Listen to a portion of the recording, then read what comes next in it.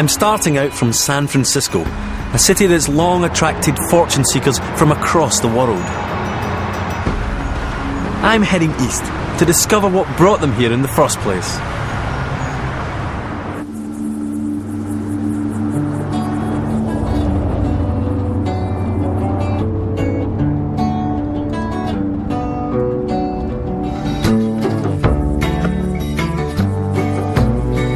Travelling across California, you realise that the landscapes are as diverse as the people who live here. A contrasting mishmash of fertile valleys and barren deserts, deep canyons and towering peaks.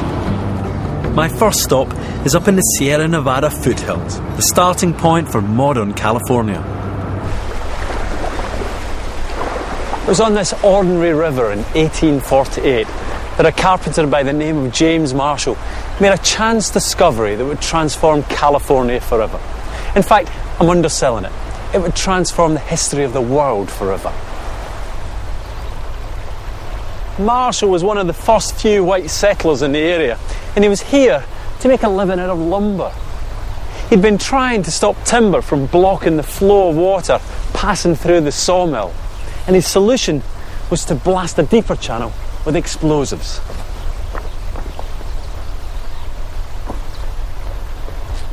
Hopping down into the blast zone to check how much sand and gravel had been removed, his eye caught sight of something glittering. He picked it up and examined it, and in his hand was something heavy, very heavy. Marshall had discovered gold.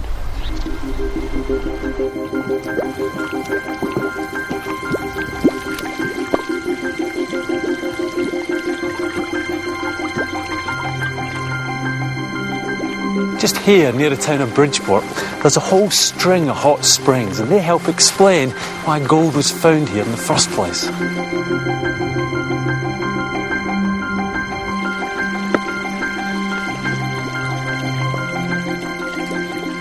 This pool is called Travertine Hot Spring, and the water is really warm even though it's freezing out here. And it's this heat that tells me that there's hot rocks down below. Those rocks heat up water underground and force it up to the surface, creating these pools. Because the water's hot and under pressure, it dissolves the rock, forming a kind of mineral soup. But not all the water makes it all the way to the surface. Sometimes it gets trapped in cracks and fissures, and as it cools, its cargo of minerals and elements gets precipitated out, and amongst them is gold.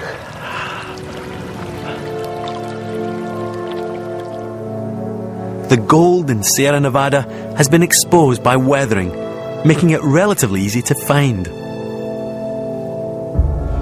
Ice, water and wind erode the rocks.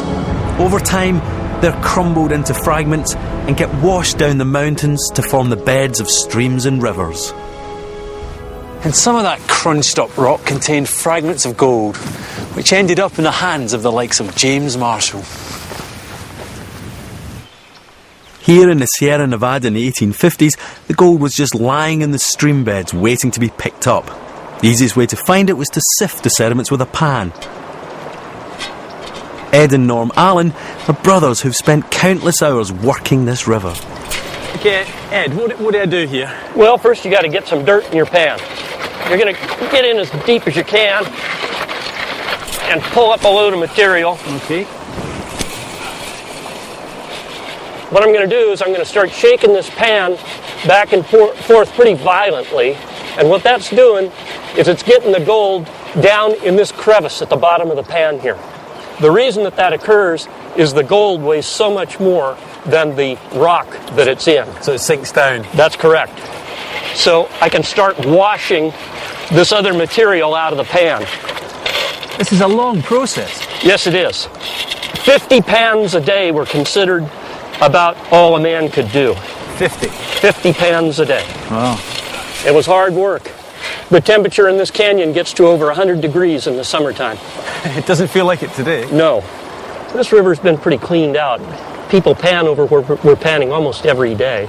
So do you really get gold in here? Yes, we sure do. There's gold in this river. You want to see some gold from here? Yeah. Let me put my pan down. That's huge. Look at that. That nugget was found right here last March. Wow. And how much is that worth? About $90. That's 23 karat gold right out of the river. Norm! Norm! I think I've got something.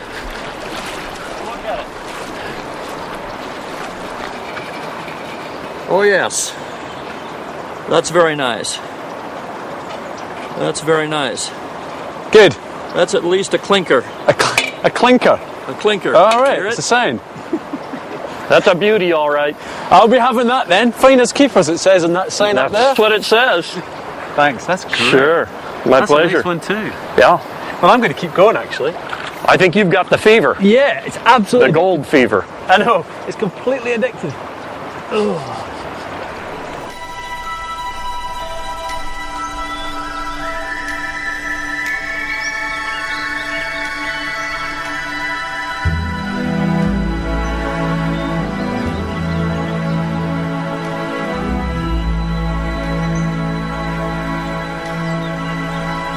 Within weeks of Marshall's discovery, people were running through the streets shouting about gold in the mountains.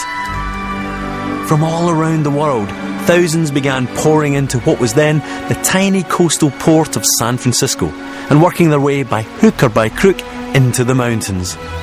The dramatic red cliffs at Malakoff Diggings look natural, but they're one of many huge quarries the miners left behind. Historian Jim Henley has explored how risking everything to make a fortune became the bedrock for the modern Californian mindset. Oh, sure. It's an illusion to think that miners were grizzly old men. They're young men coming from the East Coast who grew up in a technological environment, and they had concluded that there's a lot of gold here, but it's not big nuggets, it's little fine dust. And by the end of 1848, it's a business. It's an industrial operation that requires the scale that a single person can't do. Within a couple of years, the pans and picks were replaced by mass mining on an industrial scale. 250,000 miners were to reshape the Californian landscape. But how did this ambition to make money transform the culture of California? Big towns like San Francisco and Sacramento become the supply centers to these miners, and there becomes a culture of mining the miner. There's more money to be made in supplying the miner with his needs and relieving him of his gold than there is to be made standing in a stream that's cold or standing out in the rain like we are here. It's nasty environment doing this. And the infectious nature of mining as a risk-taking venture infected the merchants in the same way. It was okay to take big risks. So you had this growing commercialization very fast, lots of entrepreneurs coming through, and then is there a real start of a risk-taking culture? It is a risk-taking culture, and that is what it's really all about, because nobody is here to criticize you for making a mistake. You look around, everybody else has made mistakes, and they get up and try again. That's okay. And so that's the mindset. And it goes from the miner to the banker to the commerce and commercial people right through the line. So it was in this culture of anything goes freedom that the Californian mentality was born. And it was all down to the geology, down to gold.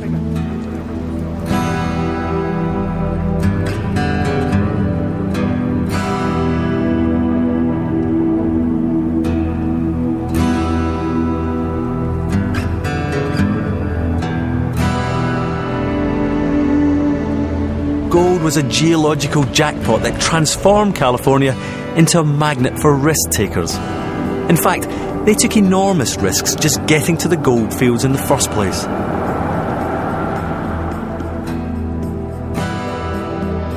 California is loosely divided into three: a low range of mountains along the Pacific coast, a wide, fertile central valley, and in the east, the biggest mountain range in the state, the Sierra Nevada.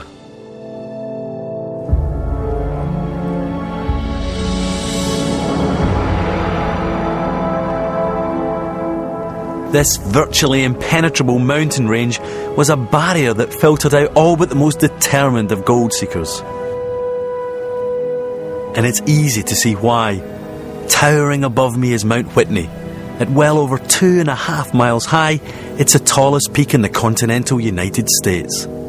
Crossing the Sierra Nevada really was a formidable task, and one that forged a pioneering spirit. But further south, the trails could be even worse. Especially here. Death Valley. A 250-mile long desert. One of the hottest places on Earth.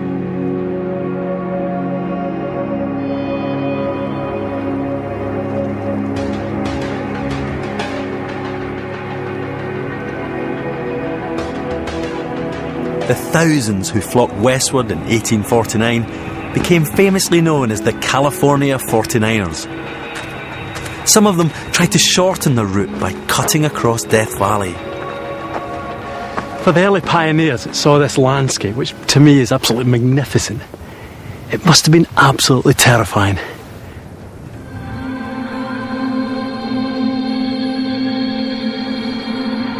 Stumbling into uncharted territory, the immigrants wandered about for weeks in this barren waste of dried-up lakes and weird salt formations.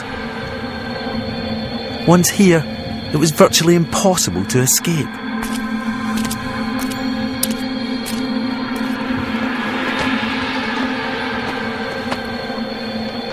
This is Badwater, the lowest point in the Western Hemisphere, 85 metres below sea level. Certain times of the year you do get water here. It floods in through some of these canyons and transforms this place into a shallow lake. But the trouble is the water can't get out, it just evaporates away, leaving behind all this salt. Just like those early pioneers, it's easy to get into these valleys, but really difficult to get out and dig on to the goldfields beyond.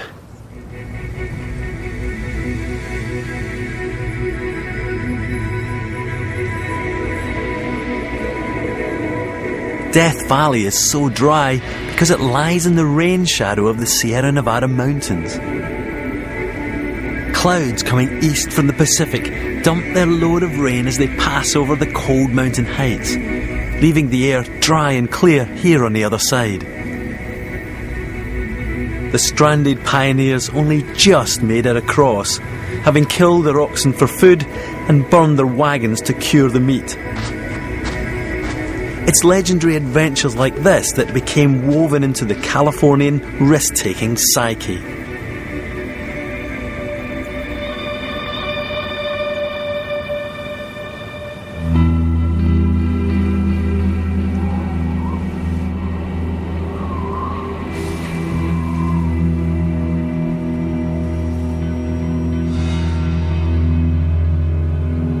Bodie Ghost Town.